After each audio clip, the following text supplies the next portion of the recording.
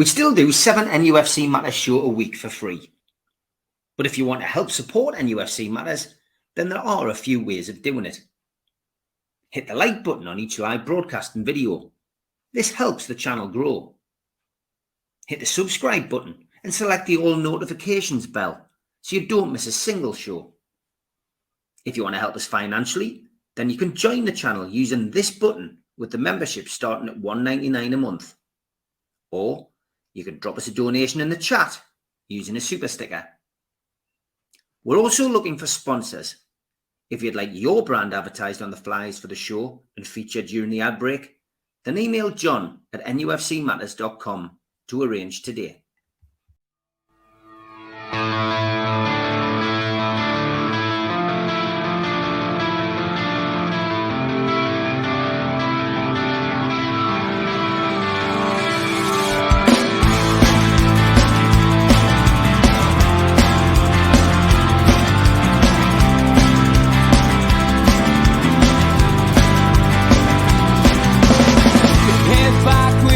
Attack. It feels like I've been talking to myself again, but it's the only way you're ever gonna learn. You look back and it's all in the past. I'm dwelling on the thoughts I cannot say to you.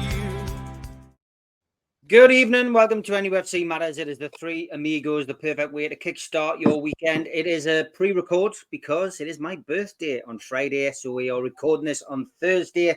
Another year older, another year wiser, and yes, more aches and pains and more groans when I stand up. So that's where I'm at, and it's only going to get worse. So I get told by everyone who's older than us. So got that to look forward to. But at least I am fit, George, which is a lot more that can be said for Callum Wilson.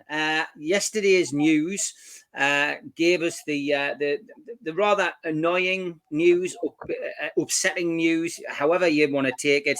Callum Wilson out for 9 to 12 weeks, needs surgery on his pectoral injury, which, to be honest, didn't look very serious.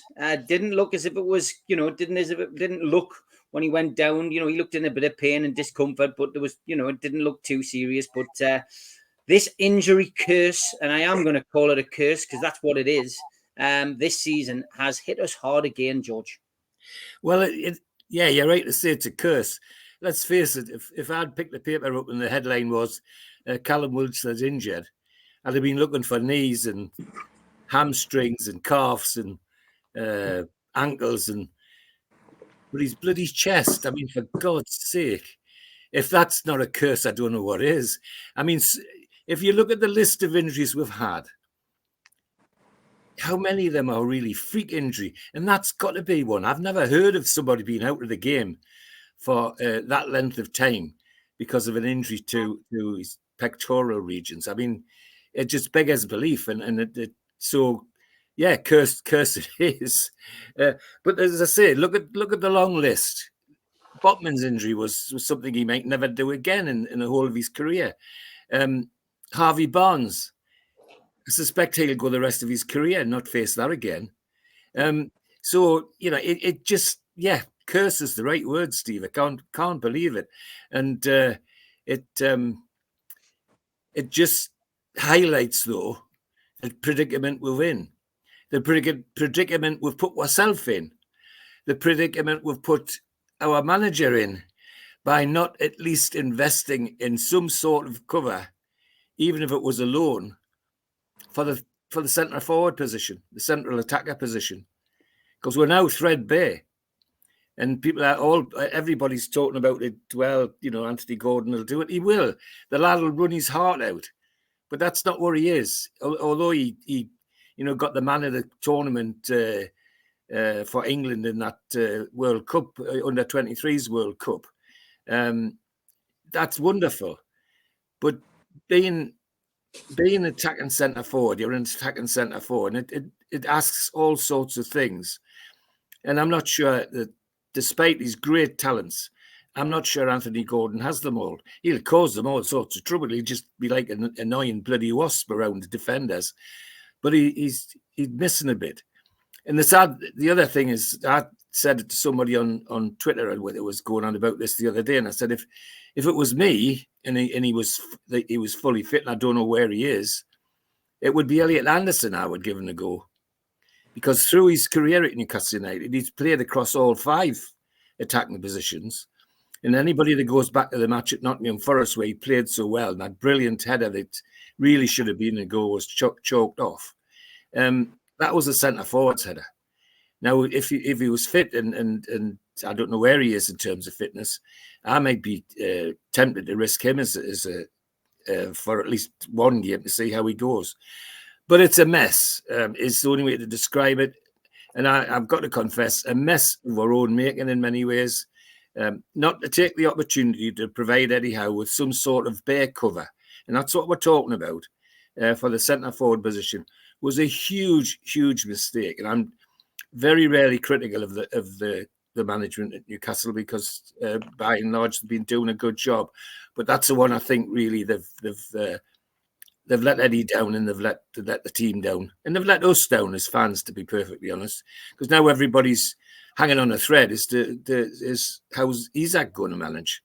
He's not even fit yet, is he? I don't know. We're in such a bloody mess. But of our own making, in my view. Okay, harsh words there from your dad, Mitch. It's the club's own making. This particular situation, the injury, not one we know about. Another freak injury, isn't it? Difficult to disagree with, and you're right. I mean, we've had more than our fair share of freak injuries. I'm waiting for an outbreak of Ebola at the training ground.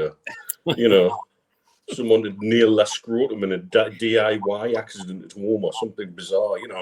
It makes Steve Harper's conjunctivitis laden towel look small fry now. I mean, dear me, we're really at this sort of bizarre. I mean, and it's another injury which isn't often seen in football. Again, you hear me refer to American football a lot. There was one of the Chiefs' offensive linemen missed the Super Bowl because he had a pectoral tendon injury. That's the kind of sport you usually see it in, which gives you the idea of the kind of bloody wrestling he was doing at the end of that game, which he shouldn't have been involved with. But that's the nature of him. That's what he's like. And it was obviously serious because there was 3 medical staff went to him. Mm-hmm. And while everybody else was celebrating, he had 3 medical staff around him. So it was obvious didn't look good. For whatever reason, and we're probably going to cover this a little bit more as the show goes on, we've taken a calculated gamble to go with 2 frontline strikers, and it hasn't paid off. But there are also 2 frontline strikers who have injury risk and high injury risk and a history of injury risk. And that was a real throw of the dice, and I think there should be being questions asked behind the scenes, and perhaps those questions have led us to other topics that we're going to talk about behind the scenes. You just don't know, but it's difficult not to say that this is in part our own doing, because we all have seen. We seem to be missing one body up front just as cover or an option. And the absence of having a 17, 18-year-old tearing things up in the background and scoring multiple goals for the under-23s, I don't see anybody doing that. Even if we had someone like that with blood, we don't. And it was a gamble with those 2 strikers, and the gambles failed miserably, really. And again, here we are asking questions we've been asking all bloody season. Yes, some of these injuries are total freak. We're getting all of next season's injuries out of the way this season. You've got to question what the hell's going on, because some of it is bizarre. And we can have a little bit of a joke about it, but again, it does beg serious questions in terms of the structure and the decision making and the handling of players in different areas and departments of our club. Steve, it's another blow, another big blow, and another injury in a season which I've never known anything like this. I really haven't. I haven't either, Steve, to be perfectly honest. And I think I'm not the only one. You 3 guys and me are not the only people I think the vast majority of Newcastle fans are saying exactly the same. Anyone who is older than George might be able to pull something out of the hat. But apart from that, I don't think anyone can say they've ever come across a season like this. The worrying thing is, and something that Mitch touched on there, the worrying thing is, Mitch, there's still another 4 months to go, or 3.5 months to go before the Ebola could strike, or we could sit there and rest easy. God knows what else is coming our way. As you say, the freak injuries that we've had, the strange. Can we stop the whole first team wearing any pants with zips in, just in case they catch themselves when they go for a pee? You know, let's start wrapping them all in cotton wool. Yeah, thinking outside the box. Hey, don't tempt fate, Mr. Mitchell. When I was in Freeman with me get me prostate done, the lad in the next bed was in serious trouble because that's exactly what he'd done. He'd got his spots at caught in his zip and it had gone poison. And he was in the next bed to me and I was pretty dying of prostate cancer. That's just sent a shiver right up my spine for that, George. Glad it's just your spine, Steve. Not just my spine either. Oh God, yeah, me. Can it sit down now? No, it has been absolutely shocking, hasn't it? I mean, let's face it, that is a freak injury that Wilson's picked up. I've never come across that sort of injury before. But the question is, I mean, at that stage in the game, why he's wrestling with the defenders? Was he just trying to, create a bit of a disturbance, hold the ball up, whatever? What it is the nature of his game. He loves that battle, and he'd had a bit of a frustrating game. I thought he was isolated for long periods of the game. The ball wasn't going to his feet.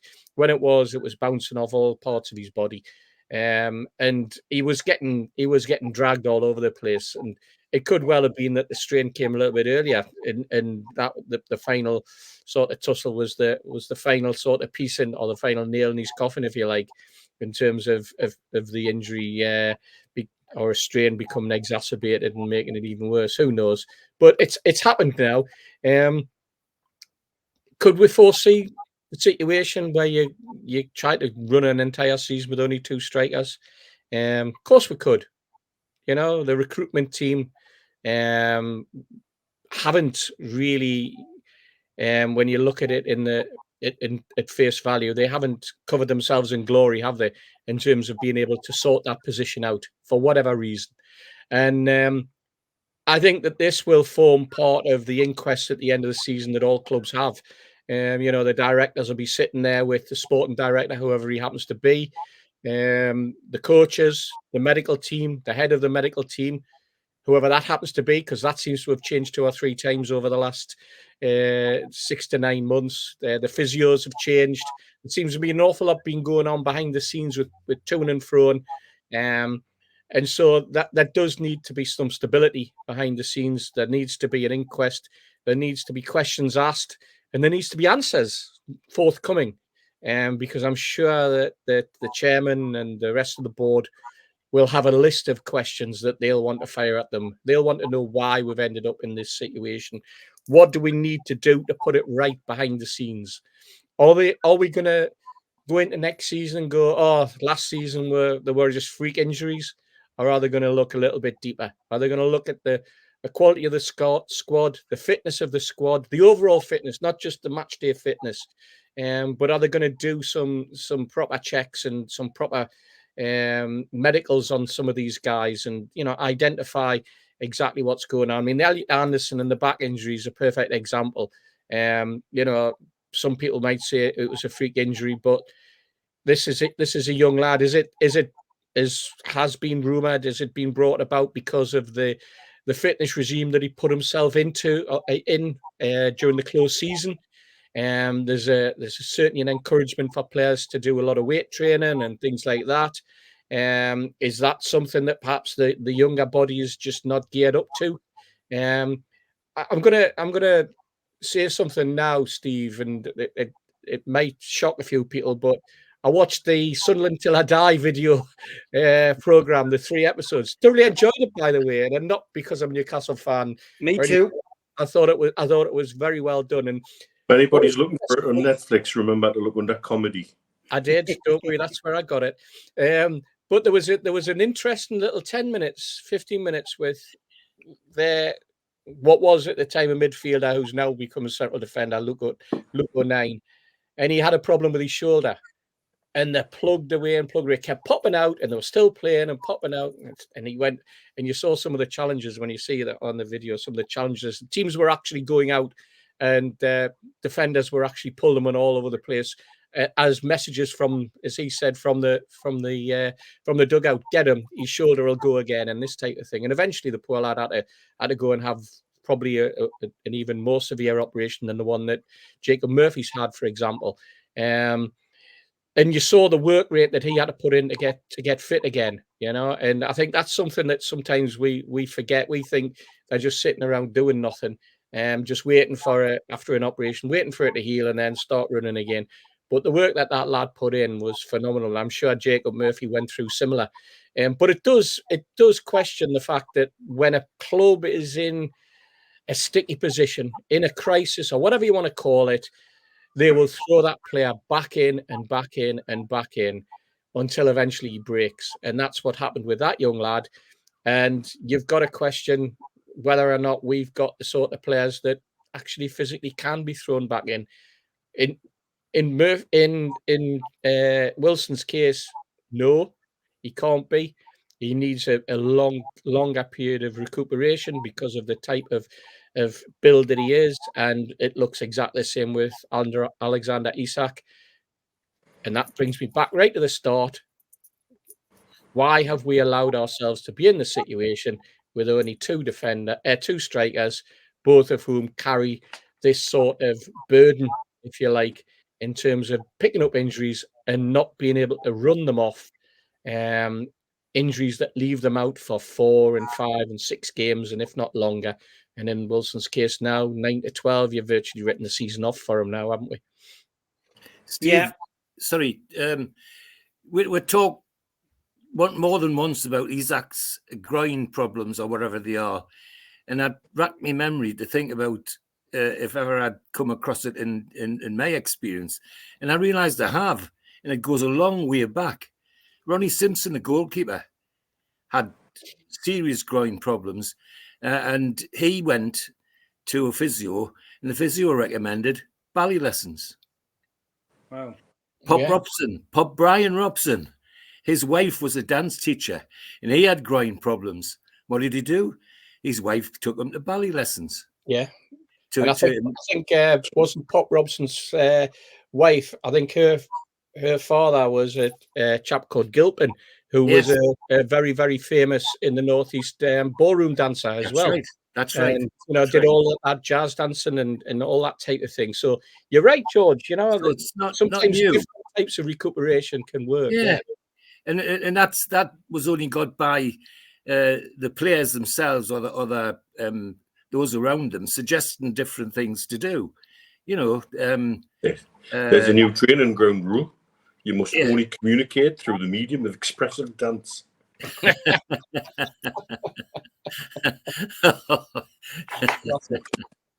the point I'm making is it's about sitting down and thinking about these things and thinking laterally, and they're not new. The more I think about it, I used to see things happening then which aren't too dissimilar to some of the things that are happening now. And Isak's groin strain was the one that brought to mind the things I've mentioned. But it needs, as you lads have already said, a serious sit down and look at what we're doing with these players. Elliot Anderson and I mean, I remember when they went on the American tour, the huge plaudits he got off for how fit he was, and you once you've seen him on the pitch, you realise in a few months his stature had built up enormously, but with hard work. And you're right to ask the question: was that too soon and too much? But how do you criticise somebody who's trying to do his best for his team and for himself? It's difficult, isn't it? So there's a hell of a balance. Again, if you go and talk to the sports medics, they reflect that back on the player. Yes. Yeah. And they say should listen, should be held back, should be restrained, should be reporting every niggle properly. And you take that emotive bit out of it. Well, but it's really difficult because that's everybody is playing hard for that place. Yeah. That's right, and they all want to be on the field. So when the manager or the coach says, "Are you okay?" and I say, "Of course I'm okay." Well, in my day there used to be a physiotherapist called Alec Much operated everything, and if there was some doubt about it, he used to take you into the physio room, put you on the table, and put his thumb where you thought you were injured. and within seconds you knew whether you were playing or not, because he used to have people screaming blue hell. You could hear them on the other side of the dressing room, but it stopped them telling lies. It stopped them saying yes, I'm fit when they weren't.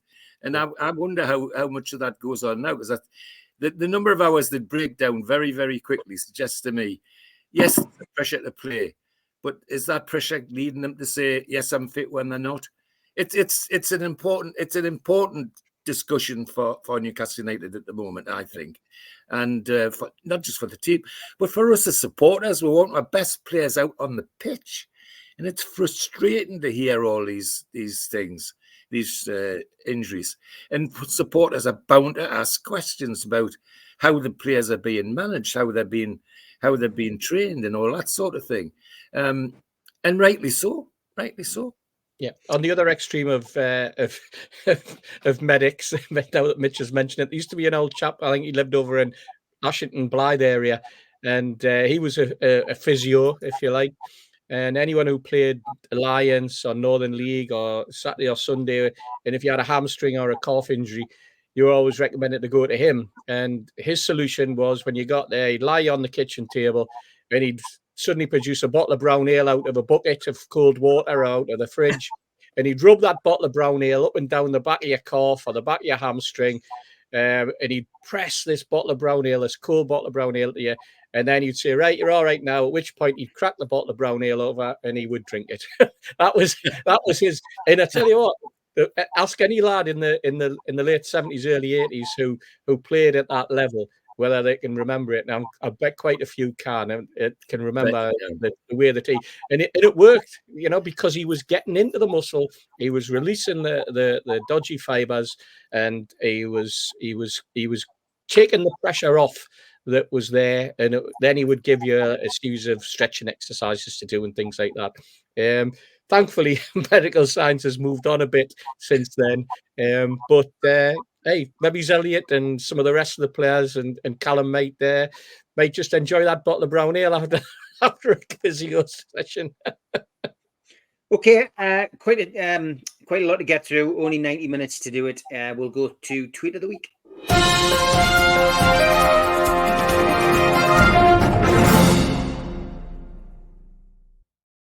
We do get inundated with these. I've had to whittle them down. Some good ones, though. Soda Pop Kid, thanks for this one. No road runner, meet her. Big shock. Guess I'll be cooking beans and rice again. Shut up, woman. I always wondered what happened when Wile E. Coyote got home. That's obviously it. I love this one as well. Oh, my God, that is so offensive. As the robot looks at the screen and says, "Prove you're not a robot." Yeah, we're seeing a lot of that now when we go online. Yeah. I still prefer the terms cashier or checkout lady, but I'm old-fashioned like that. Good old IKEA coming up, Trabs, again with a trestle till slag, whatever that is. And trespassers will be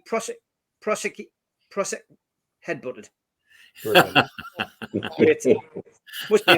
Must be in Scotland, that. Yeah. Pub Fiction Live, this is a great one as well. Thank you for this. What normal people see versus what Star Wars fans see. Very good. I do love them. If you see a Star Wars one out there, please send us in. I love these ones as well. People start to send us these. Musicians after vacuuming. Yeah. And want to know what happened to Emu? Well, after Rod Hull's untimely death, Emu struggled with drug addiction and weight loss. Street sign. I love this kind of humour as well. Except for Evil Knievel. And a bit of maths here for everybody. Advanced maths, actually. If Joe's 64 years old and his girlfriend is 23, how much money does Joe have, lads? And great this. Farmer finds all his cows frozen in the snow. He prays for help and a woman appears. She waves her arms over the cows and they immediately defrost. Thank you, the farmer cries. Are you magic? No, she said. I'm Thora Heard. Oh, God. Just been watching the women's Olympic beach volleyball and already there's been a wrist injury. Hopefully I'm okay by tomorrow. Thanks for that one. And bought these Pandora charms off some bloke in the pub. Now I've got them home. I'm thinking they might not be legit. Got to be a certain vintage to know what they are, by the way. I'm not going to explain them. So I was in a shoe shop this morning trying on a shoe. I said to the assistant, it's too tight. She said, try it with the tongue out. I said, it's no good. It's still too tight. Old ones are the best. Tweet of the week from Jimmy. I'm sure, hopefully this isn't something you've had to encounter, Jimmy. Disabled toilets at the bottom of the stairs. No ramp, of course. Unbelievable. Another one from Jimmy. Cremation is my last hope for a smoking hot body. God. I think we can all relate to that, mate. We can all relate to that. Thanks to Gary for this one. Coming soon to an ER near you. Oh, yes. Yeah. And hate it when you're stuck behind an ambulance. See the reg plate, lads? No. Good. Got this one a couple of weeks ago and forgot to send it out to you guys. My wife asked me, how many women have you slept with? I proudly replied, only you, darling. With all the others, I was awake. Hospital visiting hours at 10 a.m. till 8 p.m. And vegan sausages. Follow me for more recipes. Oh, my God. Me. Yeah, me. Last two. First one. Can you perform under pressure? No, but I can try Bohemian Rhapsody. Oh. And this is your top two, lads. Top three, sorry. Free from desire. Mind and senses purified. Freed from desire. Na na na na na na na na na na and nanny. Very good, very good. Somebody obviously bored stiff when they were shopping for cards come up with that one. This one was from Mitch. I thought it was brilliant. I'll try and see if we can get a Star Wars movie made here. Sunderland council leader reveals film ambitions. Mitch put, well, it would be hard to tell apart from Dagobah. I love that. And following on in the same theme, need money for new Death Star, says guitar playing Darth Vader. That really tickled me, that. Some good ones this week. Thanks. Keep them coming. Same kind of standard, please. I am starting to whittle them down a bit more. That is Tweet of the Week.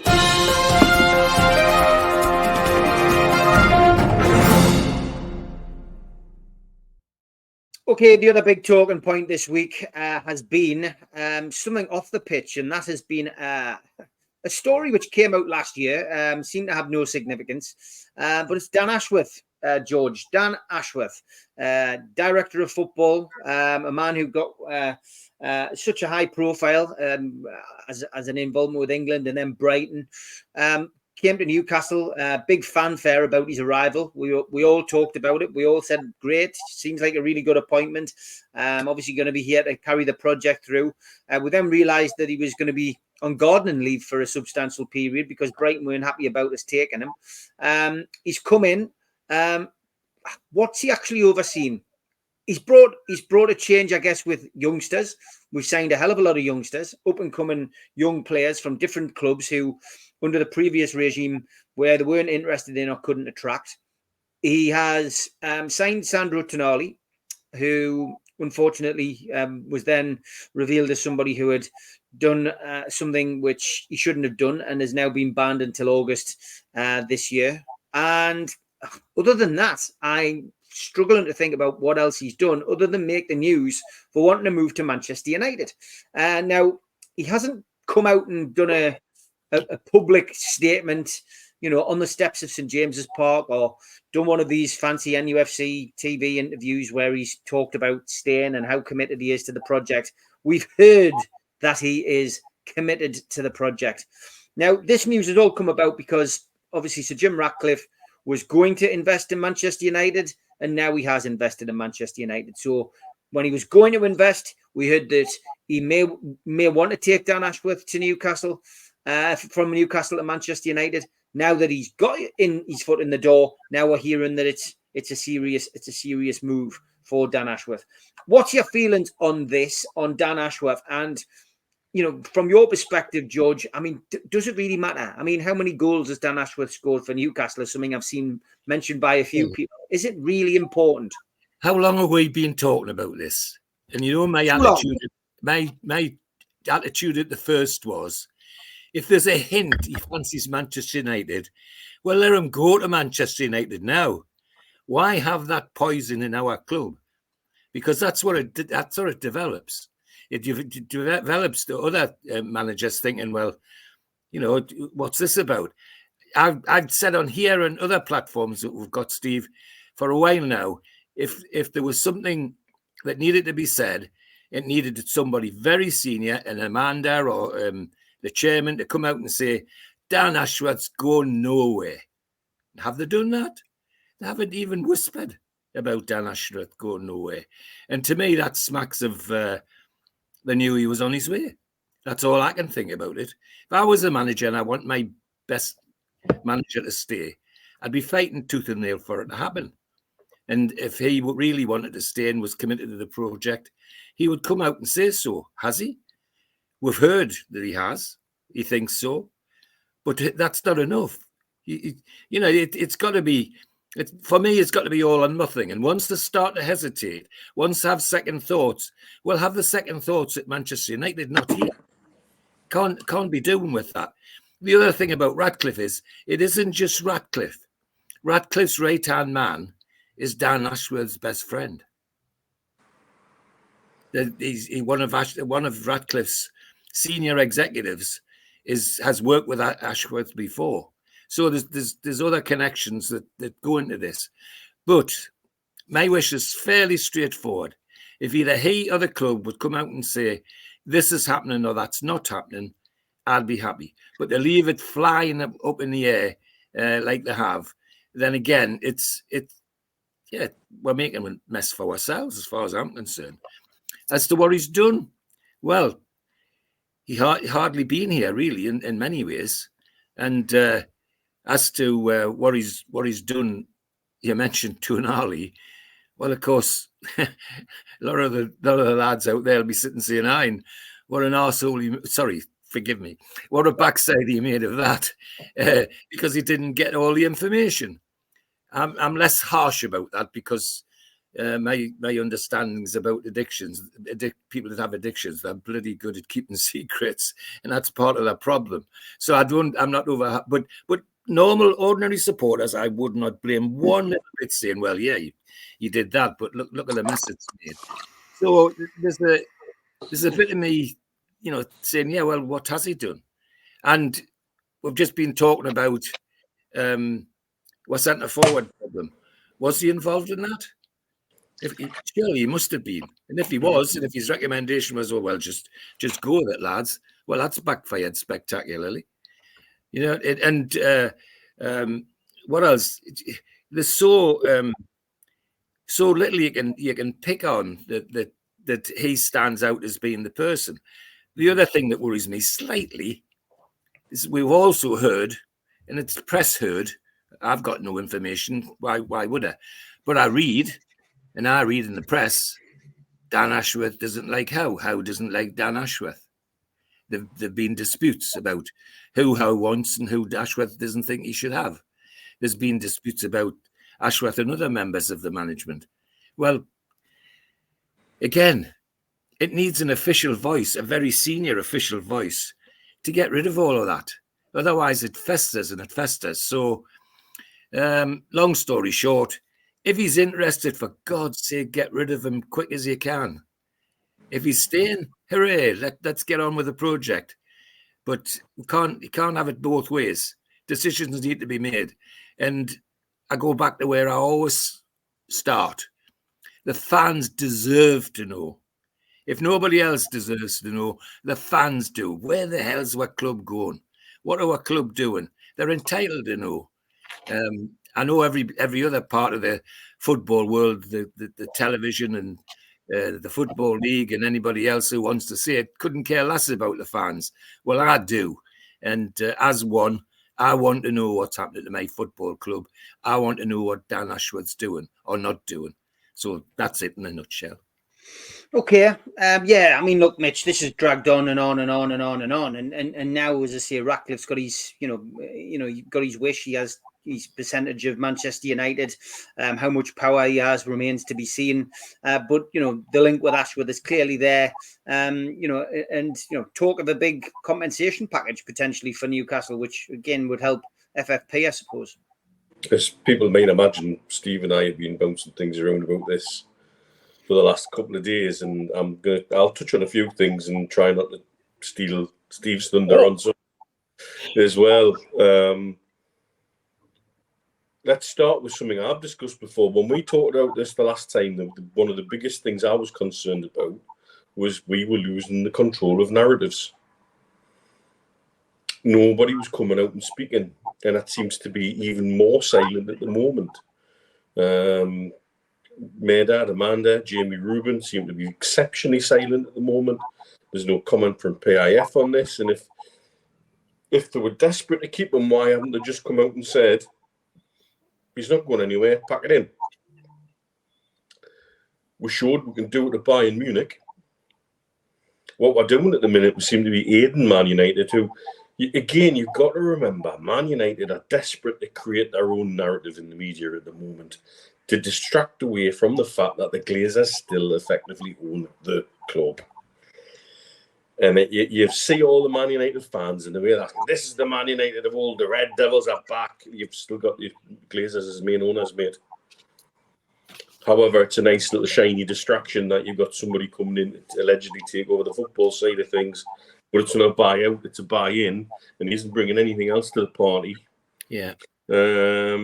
But it's a nice media narrative to let them have the smoke and mirrors that the Glazers have gone away somehow, because they haven't.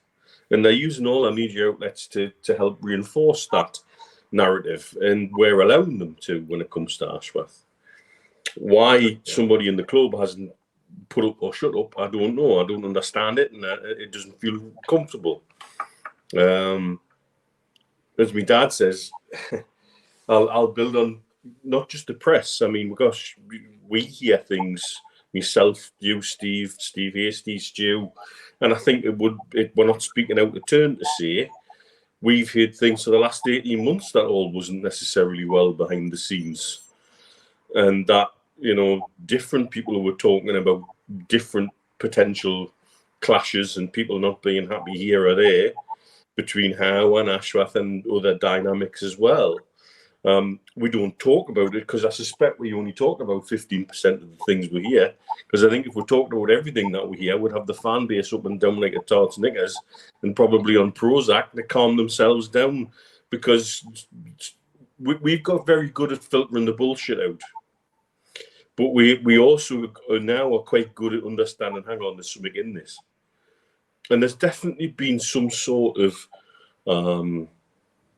disconnect, I would suggest is the word I would pick, maybe the plate word, within that structure. And I think it's revealing to me that, Ashworth wasn't PIF's first choice for that job, if you remember. Mm-hmm. Refresh the name, Mr. Hasty. Yeah. Michael Emerald. Yeah, absolutely. And then all of a sudden, he went away saying, no, not necessarily what I want at the moment. And then it was all eyes were put on Ashworth.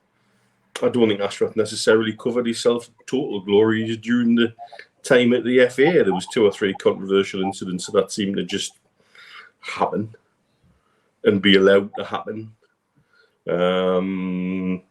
And Brighton don't seem to have suffered too much. And so I think we're right.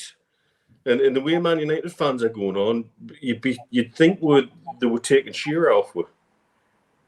Yeah. and they're not. This can't seem to get that one up. actually invested in a director of football emotionally, particularly not one who hasn't come across as being terribly emotionally invested in Newcastle United either. In his interviews, he seems quite straight back, emotionless.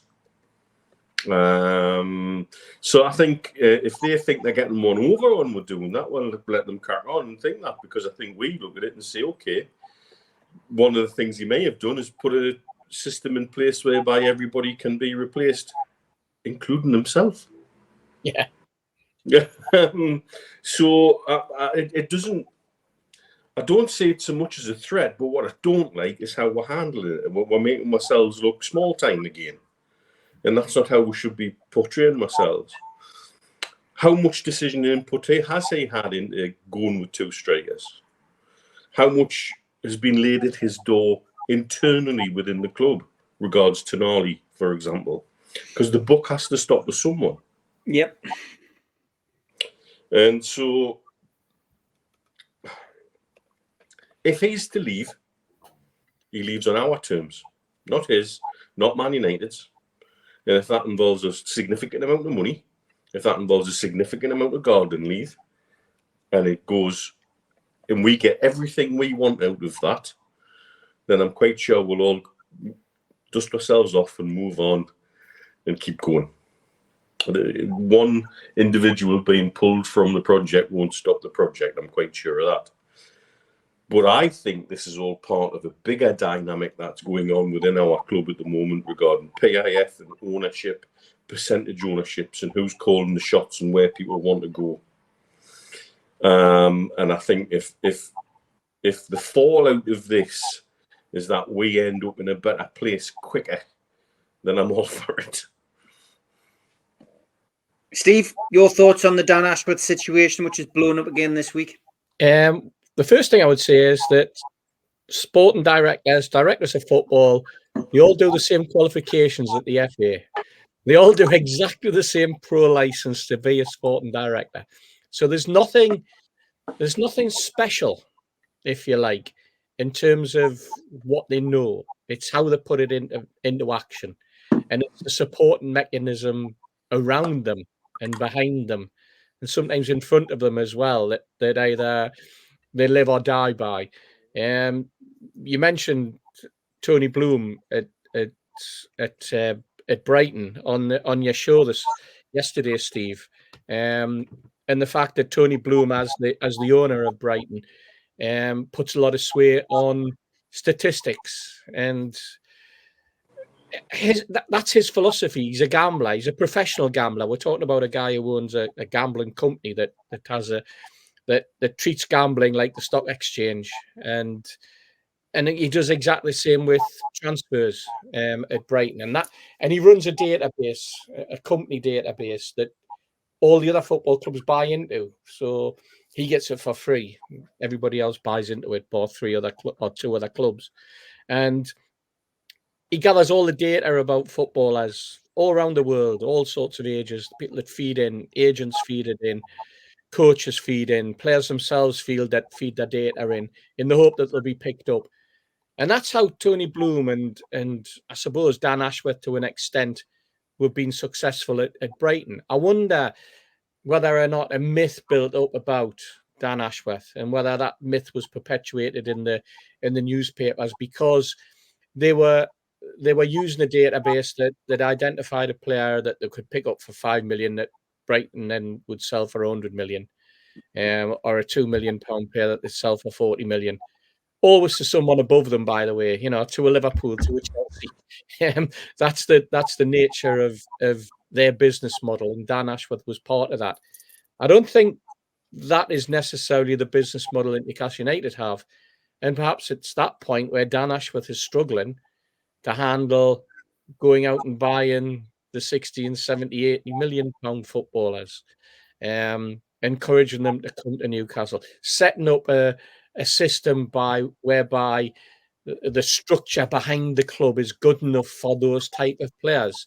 I'm just throwing these out. These are situations that can affect a football club, and it can affect someone who is like Dan Ashworth, who has a reputation. We could say that he did wonders turning the ladies' team professional. Well, that was always going to happen. Yeah, because the ladies' team were playing in the 4th tier of ladies' football. At the time, they needed to get promoted from there to at least the 3rd. Once they were promoted into the 3rd, it became apparent that because of the moves that were afoot in women's football, that there was every possibility that next year the women's league would be a closed league, no promotion, relegation. So if they didn't get the opportunity to even fight to be promoted at the end of next season into the Women's Super League by getting into the Championship and being competitive, then Newcastle United women would stagnate. They would be playing alongside Sunderland and Durham and various other teams. They wouldn't be up there with the Liverpools, the Man Uniteds, the Man Cities, the Arsenals, the Chelseas. So it's important for the women's team because of what Amanda wants from ladies football, that Newcastle United do have a team. And the only way they can do that is A, to turn professional, and B, once they're professional, be able to start to buy in the girls that are of the quality. But that's, again, difficult when you're playing in the 3rd tier. But they've gone ahead in that, and it looks as though they'll get in. And nobody's ever mentioned it, Steve, but I'll just throw this one at us. I think we've mentioned it among ourselves, but that could be the next derby game. Sunderland ladies against Newcastle ladies. We could have 2 derbies next season. We could have bus loads of girls queuing up on Barrack Road to be escorted down the road up to the Stadium of Light. We could have 10,000 police on security. We could have helicopters buzzing all over the ground to fill the Stadium of Light for a ladies' game, and vice versa. You know, I wonder if that would actually happen. Well, possibly. It's very possible. It's very possible. But depends if you get a loyalty point for going. Well, that's the next one, I suppose. But we'll keep that for the professionals. We'll leave the Amigos out of that one, shall we? But apparently, I've got my hat in the ring for a ticket. One of Dan Ashworth's jobs as well was to do the alterations to the training ground, apparently. Well, I think that was well on its way before he arrived as well. So that's a little bit of a myth. Steve, sorry, go on, Mitch. If you look at how Man United's friends in the media have posed things about Ashworth and bigging up his greatness, they've included Botman and Guimaraes as signings of Ashworth, and he wasn't involved in either signing. Exactly. And then they've listed a load of Brighton signings, apparently, that he had nothing to do with as well. It was all Tony Bloom. Especially that idiot on Sky, whose name I can't pronounce. Cavi. Who now he's stopped cheerleading Qatar, and he's got his head around that Qatar was all made up. And now he can get behind something that has happened for Man United.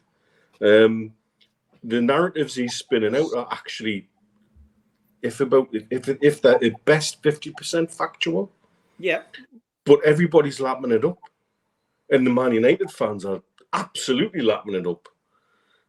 Because, you know, it's this narrative that Man United are back, baby. Yeah. When actually, the Glazers haven't gone away. Yes, that's still Have there. you all got your green and yellow scarves carefully stored away somewhere that's close at hand? Because I'm telling you now, you'll need them again when the wheels come off. I gather that debt touched $1 billion this week. Wow. Debt touched $1 billion this week, I gather. That's right. I saw also that you can now, you can't actually buy them, but it was a joke. You can get a 3/4 and a quarter scarf where the quarter's the red and white, and the 3/4 are still the green and white, because they've still got the Glazers there, and he only owns 25% of that football club. But again, that's another one. But you know what? You talk about personalities, and if Man United fans think they're getting a personality as a sporting director and a director of football, I don't think so. I don't think we've actually heard him speak. I don't think he's ever done any serious press talk. And all the things that have gone on in the last 6 months have happened in the ether, with Eddie Howe being thrown to the wolves sometimes at press conferences to answer things. And the same goes. I've had I've had camembert cheese with more personality than him. Exactly. So yeah, if he goes. There are other people out there. Yeah. Michael Emanano is currently running the Saudi Pro League, by the way. If anybody's wondering where he is now, not that I'm throwing that into the mix. He did meet the club, though. Sorry, he did Twice. meet the club twice. yeah, Yeah. he met the club twice. We know we were well aware of that at the time. We actually got laughed out of some of the conversations we were having with some of the press guys, if you remember at the time, who told us it never happened. He was never there. It got to the point where,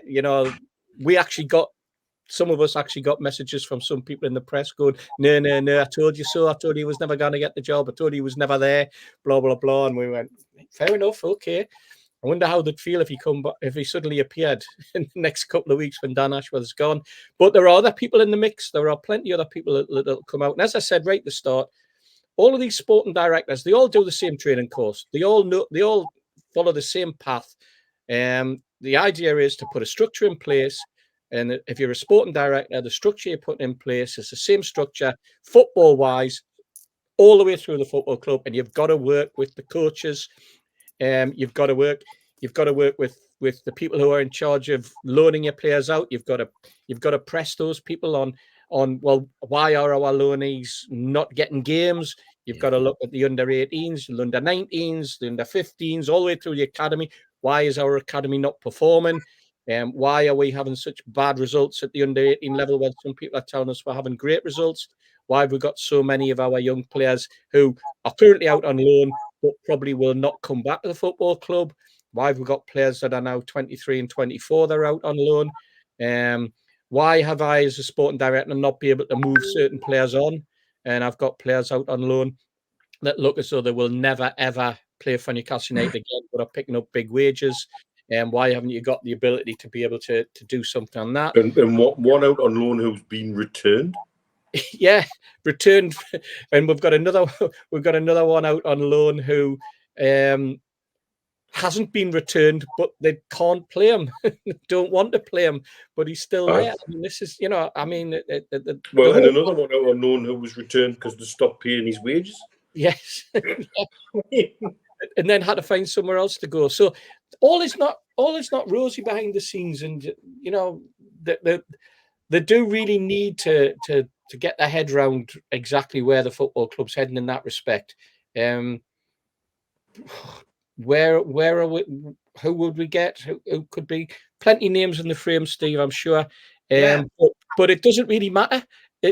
Because until the structure has had time to bed in and you've got a proper structure in place, then the supporting director will not know what any of the results are.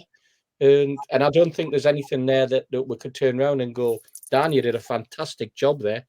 Mm-hmm. Thanks very much. They won't be building a statue of Dan Ashworth, put it that way. Good luck to him if he does go, and if he does stay, get on with your job. Sorry, Steve, irony of ironies. I read on, was it Twitter or one of the platforms this morning, a message from Manchester United saying for Newcastle not to be too hard on the money. You're joking. A club that wanted 26 million to take that cart horse on loan. No, thank you. They've had our pants down a few names on players, George. It's about time we got our own back. Okay, time for some ads. A big thanks to all our sponsors, Skips and Bins. Go to their website, skipsandbins.com. Email inquiries at skipsandbins.com or telephone 0800 25 45 25 3. Easy contract free and pay as you go waste collection. Thanks to Mr. Vicky's Sauces, handmade in Cumbria. Go to their website, mrvickies.co.uk.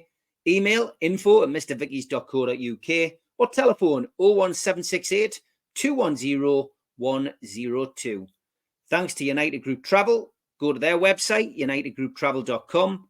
Email info@unitedgrouptravel.com or phone 01670 632 460 or mobile 0791 666 4174. They're a local company from Morpeth, and there are no strangers on our tours, just friends you haven't met yet. Big thanks to Media Arts for all the help with the video side of things. And if you want to subscribe to the channel, hit the subscribe button under the video. Click the thumb up to like the video and click share to your social media. If you want to help the channel financially, you can pay a one-off £25 fee. You get a cup, a scarf, a pen and a membership card and entry into the NUFC Matters monthly draw. Email john@nufcmatters.com for more details, or if you've got a smartphone, scan the QR code now and it takes you straight to the membership pack. We also support the food bank on this channel. Go to nufcfansfoodbank.co.uk and you'll find the matchday bucket. You can make a donation virtually today. You can also find us on iTunes, Spotify and other podcast providers. We also do events during the year. NUFC Matters Live will be at the O2 City Hall on Friday the 2nd of August for an evening with Rob Lee, one night in Antwerp. Tickets start at £15 and you can get them from ticketmaster.co.uk. An evening with the entertainers takes place on Friday the 24th of January 2025 at the Tyne Theatre and Opera House in Newcastle. Telephone 0844 249 1000 or visit the website tynetheatreandoperahouse.uk to buy tickets today. You can also catch me on the North East Footy Breakfast Show live on Toon Radio weekdays 7 till 9 a.m. on DAB, smart speakers and the toonuk.com. And don't forget, tickets are on sale as well for NUFC Matters Live, our end of season party, 20th of July. This summer, Super Matt and Gibbo will be doing a live Q&A. Ask George will be on stage. There'll be live music from Stannington. Tickets are a tenner. There'll be a few other NUFC Matter regulars there. Me and Steve will be there. Maybe Mitch might fly in. Who knows? But there will be lots going on. It's going to be a cracking day, 5 o'clock until late. £10 a ticket. Get your tickets now, nufcmatters.com. And they are only £10. Okay, it is time for Toon Lookalike.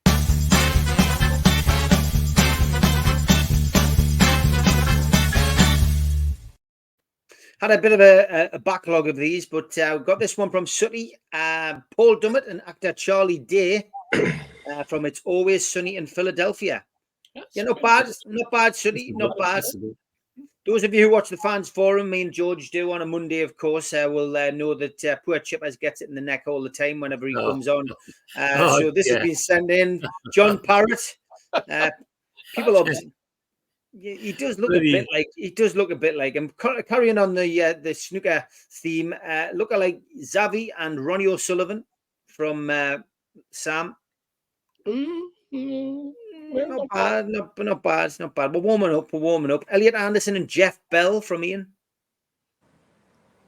A little bit again. But as I say, we're warming up. No, says George. Teddy Boys and Gateshead, great pick for the show, and I'm sure the one on the end is in white is Mitch. And then they went on to say, is that Steve Wraith on the end on the left when he had hair? Wow. Which isn't bad. It's not bad. Yeah. I told you we're warming up. Here's another one of those ones. Karen Gillan and Aya Cash. Chris Eccleston and Ralph Fiennes is pretty good. That's good, though. And Katy Perry and Zooey Deschanel. And so is that. Yeah. Hey, that's hard work, them putting them together. That's great. Well, it is. Yeah, it's a different way of doing it. I've only got one. I've got one left, which has been sent in. Seen this guy on the Andy Road Show, Andy Cole lookalike. Very good. Yeah. Got the smile, got the eyes. Absolutely. Yeah. Absolutely. That isn't bad. That isn't bad. This one's quite good as well. Same facial expression, same haircut. Yeah, I can see where you're going with that one. Tommy Hutchinson, thank you for this. Didier Drogba and Tyrese Gibson. Wow. Mm-hmm. Yeah. Pretty good. He's got a bit more. Tyrese has got a bit more weight on him, but it's not bad. A couple of Steve Wraith ones sent in. This one from Dave Walton, who's watching a film called The Beekeeper, and he says, were you in this, Steve? Or he says, if not, that's your doppelganger. He says, you should get that on IMDb. Thanks, mate. Not sure what you're watching on his computer by the looks of it. This is from Rob, who does the show on a Tuesday. He says, that looked a bit like me. Thank you. Jurgen Klopp. We've had this one before. Always good to have a Jurgen Klopp one. Steve Hasty features in this one. Found this pic of you with Steve Hasty. You've let yourself go, lads. Well, you want to see some of those buffets in Dubai that we've had. Good to see Tony Blair and his wife, Pete Doherty. Wow. That's excellent. That is excellent, by the way. Send that to us, you'd go bloody balmy. And yeah, Dave has an entry for tune looking like this is from Julie. Rocky Balboa at the car wash. Look at that. Very, very good. And these ones are from Tom Dixon, Mikel Sylvester, and Butternut Squash. Christ. Ronaldinho and Trisha Goddard. Oh dear. A little bit, mate. A little bit. Cesc Fabregas and Zachary Quinto, the actor. God, they could have put me dad on in that other little space there, couldn't they?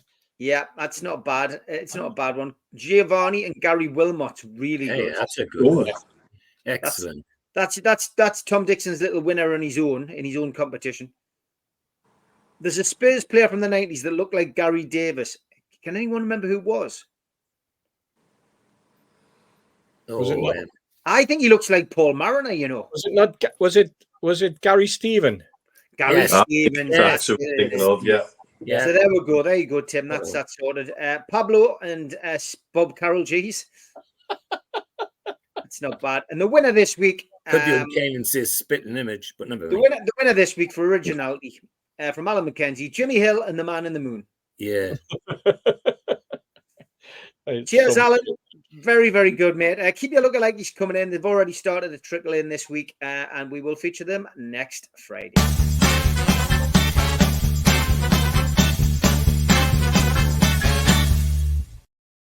So, due to us doing the show early, we haven't got Toon Stato this week, so we will have to go it alone. Saturday, of course, sees Newcastle host Bournemouth, nicknamed the Cherries in the Premier League. Good old-fashioned 3 o'clock kickoff, and it is sold out.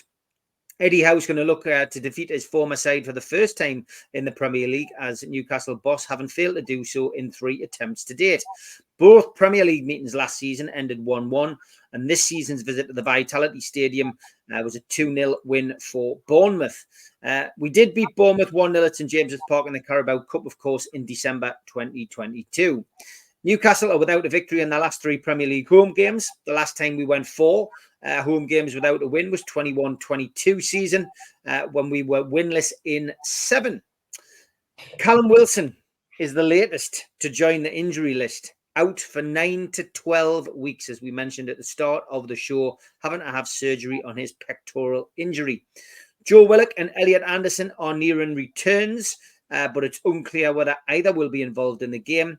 Jacob Murphy was on the bench at Nottingham Forest, but unable to feature after picking up a calf injury during the warm-up. Presumably, he's going to be available against Bournemouth. But we still have missing Nick Pope, Matt Targett, Joe Linton, and Sandro Tonali. Is this game going to be too soon for Alexander Isak? One would imagine so, especially with Wilson, now not going to be available for the next 9 to 12 weeks. Alexander Isak will not be rushed back, I would imagine. There is still a threat of 2-match Premier League suspensions over 2 of our players. Bruno Guimaraes is on 9 bookings and Anthony Gordon is on 8. So let's hope they can continue their good avoidance of yellow cards. As for Bournemouth, well, Philip Billen is suspended. They're going to be fitness checks over Max Aarons, Tyler Adams, Ryan Fredericks and James Hill. That may well have changed, of course, with us pre-recording this show. But Philip Billen is definitely not allowed to play. He is suspended. Ahead of their trip to Newcastle this weekend, Andoni Irola's side were beaten 3-1 at Fulham on Saturday, extending their winless run in the Premier League to 5 games. The Spaniard had been to St James's before in the away dugout. Rio Vallecano were the side that he was managing. They were here for a friendly match in December 2022, and Newcastle ran out 2-1 winners in that game. As for Bournemouth, well, they have won 4 times on the road so far this season. They've notched up consecutive victories in November and December at Sheffield United 3-1 and Crystal Palace 2-0. And they beat Manchester United 3-0 and Nottingham Forest 3-2. Draws have come at Brentford 2-2, West Ham 1-1, with the other 6 away games ending in defeat. They've scored at least once in all but one of their 14 league and cup games so far this season. Don't forget, we've got our pre-match at the Irish Centre, 12 o'clock with John Anderson and Gibbo on. at about 1 o'clock. Michael Salisbury is the referee. He is from Preston. He's handling his first Newcastle match of the season. We're yet to win any of these games with this referee in charge in recent months, in recent years, I'm led to believe. VAR is Rob Jones. King's Cross as well is closed from the end of service on Friday and until the start of service on Wednesday, February the 21st. So if you are coming up, please note that there will be replacement bus services in operation via Kettering. George. Bournemouth at home. We're on a good run here, George. Are we going to continue it, do you think? Well, I'm optimistic enough to think that we are, and that whatever front line he cobbles together, it'll still be too much for Bournemouth. Because one thing, I mean, we'll all keep talking about the matches we've had. The one group of players we can't criticise are the front five. We're certainly popping them in the back of the net from all over the place. So, I'm confident enough to think we've got too much for Bournemouth, even with the injuries that we've got. I don't see Isaac coming into this game at all either, not even on the bench. I think he's out of it. It was sorry to see the winger injured before he even kicked the ball the other night. So whether he'll be on the bench as well as another one. Yeah. Murphy, yes. So I would imagine that he'll go with Anthony Gordon in the middle and the other four places will almost pick themselves, I think. But even that's going to be too much for Bournemouth, in my humble estimation, because we are, despite all of the things that's been said, we are actually playing some good, great football. I mean, we played some good, really nice stuff. I mean, even in the 4-4 with Luton, some of the football was superb. So, you know, that if we play like that and with the same sort of spirit they've had in the last couple of games, I don't see Bournemouth beating us. I think we'll win it. Okay. Do you want to give us a prediction, George? 3-0. Okay, you're going for a 3-0. All right, Mitch, give us your take on this game. Difficult to say much different other than no matter which 11 we send out, we should, and I think we're not being unfair on Bournemouth to say this, have enough to put Bournemouth away at home. That said, we should have had enough to put them away from home as well, and we underperformed.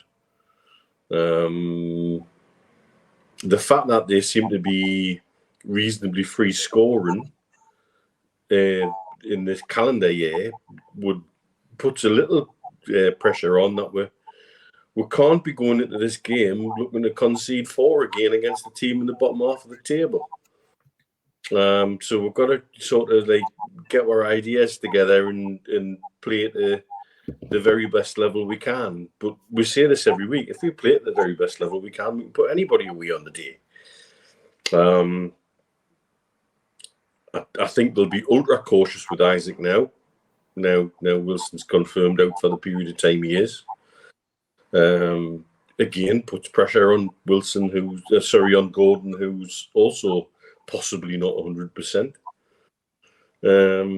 It again brings me back to the discussion we've had for most of tonight's show.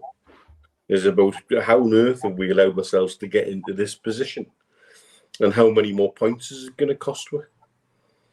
But I like I say, if we perform to what we can and people step up, and Bruno stepped up last time out, we need to be. I find it interesting that we're apparently tied in Europe for the most amount of individual goal scorers through the squad. Yeah. And so that means we're not relying heavily on whoever's in number 9 to get the goals. So bring it on. Let's perform to the best we can. We should take 3 points home. Okay, have you got the dice? I have. Okay, what does the dice say? People say the dice never predicts a defeat. Well, except it does. 0-2.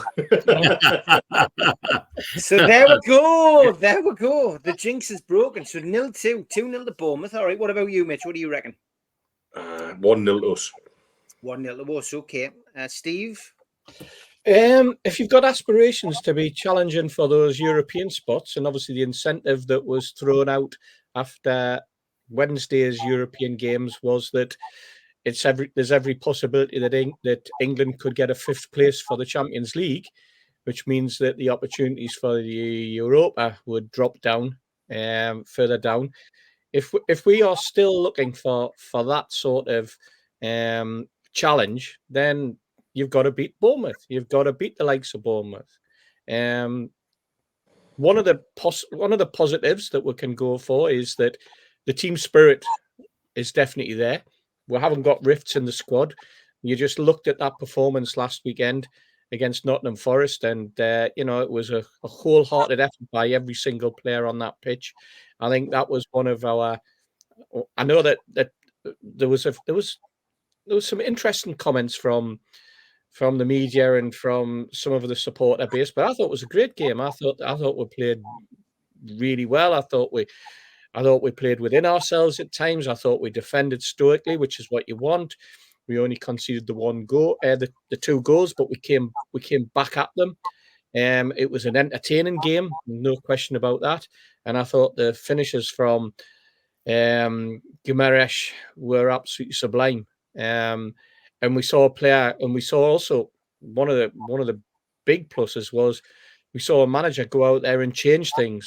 He looked at the players that he had. He looked at the way that the team had been performing. He also thought to himself, possibly, excuse me, other teams have done their homework on our midfield in the past.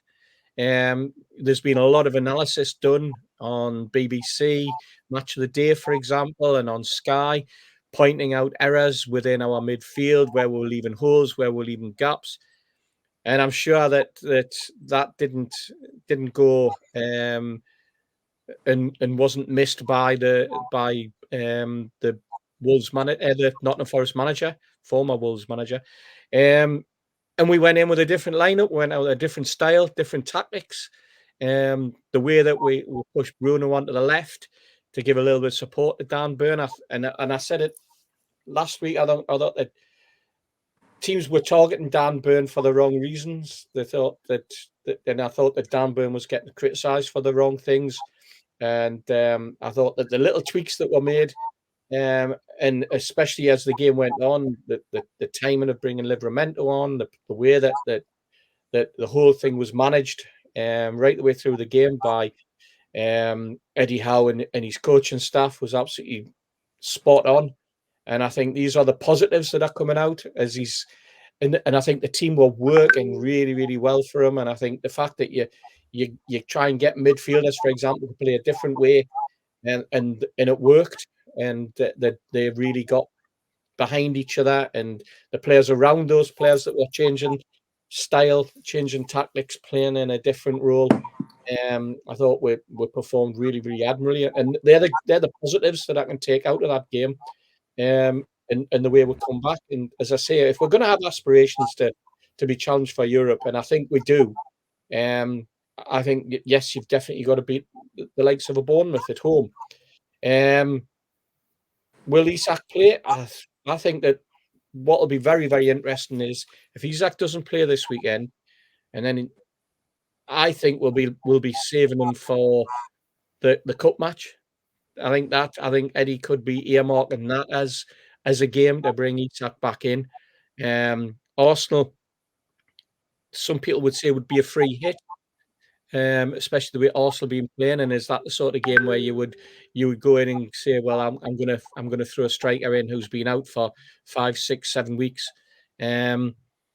I think that there's more possibility of him holding Isak back, especially now that Wilson's injured, holding him back for the cup game against Blackburn. And I think the cup is a great opportunity for Newcastle United this season. So where are we on Saturday? I'm going to go for a 2-0 home win. And I wouldn't be surprised if Bruno, who's one of those players who seems to have really, really benefited from no midweek games, continues in the form. Absolutely. I think he also has to be praised because he's now gone, 3 games on 9 points, or 9 bookings rather. And whether the tactical change was to move him slightly out of the firing line, and the way that he's been taking hits and not reacting and playing with a smile on his face, because and I think in his head he knows that he's working for the team here. And he's taking those knocks for the team. He's not retaliating. He's not getting frustrated, and I think that's a big plus. And we laughed at the thought of Bruno going through. I'm going to hex him now, aren't I? I'm really putting the hex on him. We laughed at the thought of him going through those 8 or 9 games without a booking that will get him through to the point where they're thrown out, and he's no longer in the jeopardy seat. But the way he's playing and his attitude, he could manage to do it. As I say, he's probably going to get sent off on Saturday now, and he'll be out for 3 games, and you'll all be turning around and blaming me. I can just feel the heat. I'm going to go for a 2-1 win. I don't see us keeping a clean sheet. I think Newcastle will win this game 2-1. But yeah, look, it's going to be interesting to see how Eddie Howe sets up and what he does with the team, with the injury now to Wilson, whether he's acts back. Options are limited. Will he promote a youngster? We will have to wait and see. Okay, got about 15 minutes left. Time to squeeze another topic in after this.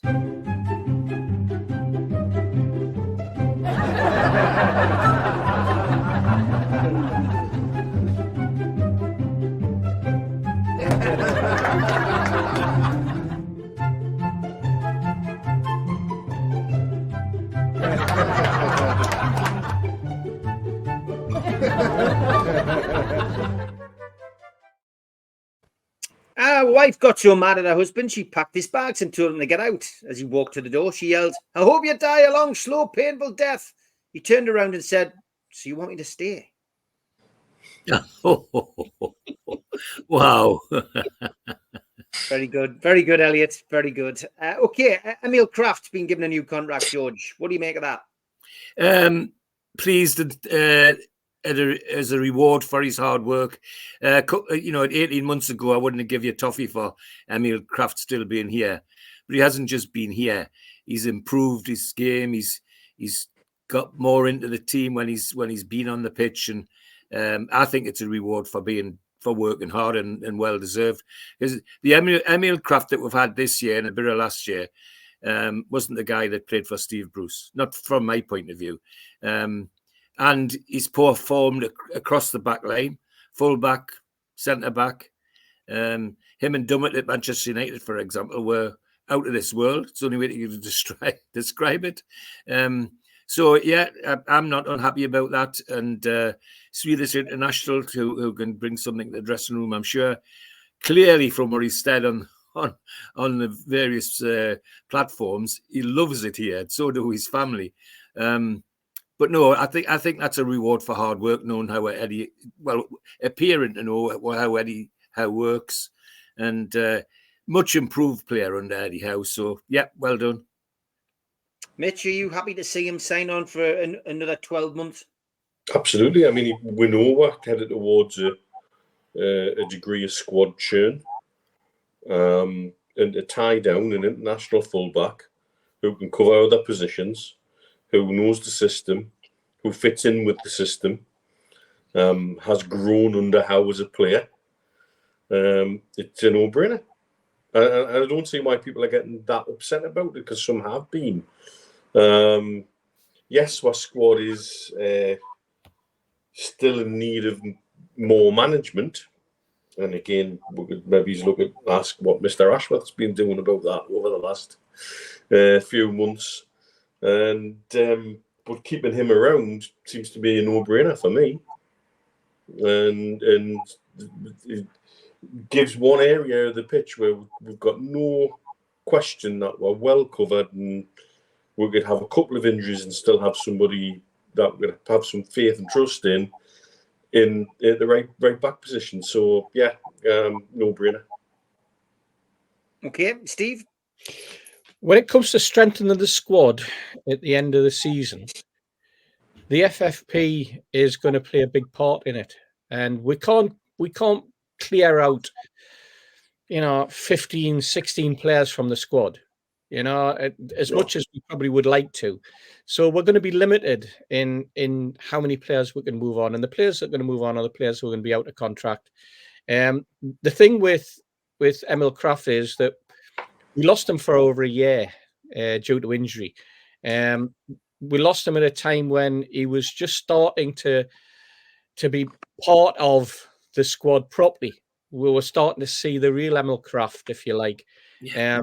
As George rightly says, not the Emil Kraft under Eddie Howe, but an Emil Kraft who had his confidence back, performed really, really well in the Euros as well, if you remember. Was it the Euros? I thought it was, yeah, it was the Euros. And you've got to turn around and say, you know, but for the injury, would he have been able to cement down the right wing, the right fullback berth? Quite possibly. We got Trippier in the end, and now he's perfect backup. And as George says, he can play centre, he can play as a wing back, and I think we could turn around and say it's a reward, but I think it's because we lost a year. I think because we lost a year of that footballer, what we're doing is we're giving ourselves another year with a player who had 12 months left on his contract. We're squeezing another year out of him. We're rewarding him for the hard work he's done and for the effort that he's put in to get himself fit. And one of the other things after the injury that he had, we looked after him the right way. We didn't throw him in after 8 months or 9 months. He was out for 12 months, if not a little bit longer. He was brought back very, very carefully. He was managed really, really well by the doctors and physios. He came back and picked up a little knock, and then he was out again for a spell, again, not wanting to risk, because he was obviously going to be a vital cog as part of the 25. And I think he's got his rewards for the hard work and effort, and I think that he's also getting it because we can't replace every single player because we can't afford to. It's just not possible. There are other players that are going to be replaced before Emil Kraft. That's for certain. And if it means that Emil Kraft goes the following year, fine if he doesn't get a look in. But I think the lad does have something about him. And I think we, as a fan base, we do have this ability to be to find a scapegoat, to be hypercritical about something. We've always got to have someone that is going to be the catalyst for abuse to be hurled at, or comment to be thrown at, or criticism. It's happened all the way through me being a Newcastle fan. You know, the amount of stick that Stewie Barraclough used to get in the 70s, you know, you were always at risk of being able to put a header in better than Supermac would if you were standing in the Gallagher or the Leazes end, because Stewie Barraclough could find you in the Gallagher end and the Leazes end better than he could find Supermac in the box many, many times, according to a certain section of our fan base. We've played players going down the left or right wing who have been destroyed by the centre paddock over the years. And I think that now with social media, we have this ability to round on people after one game, 2 games. And I think we need to take a step back. And I know we've always said trust the process, and a lot of people criticise that phrase. But these guys are at the top of their game. These players, you know, and when it comes to coming in, and as George said, when he played against Manchester United, him and Dummett, we asked him to step in. He stepped in, and that was one of our best performances of the season, to be perfectly honest. And it's. Shall we throw the other one into the mix? Perhaps we've stuck him under a 12-month and extended his contract another 12 months, just in case when he gets to Man United, he's the first on Dan Ashworth's list for them to go out and buy. And very good. And we could go out and we could get a boatload of money for him. Those of you sitting at home thinking, Steve, he's giving us a break from that music. You were wrong.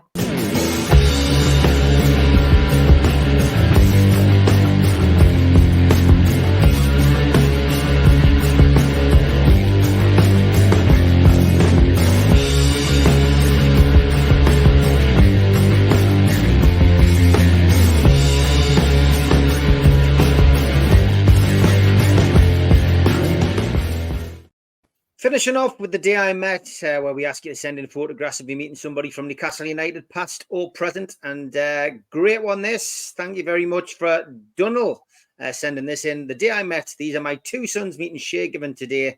They managed to get me a signed picture too. So thanks for sending that in, Dunnell.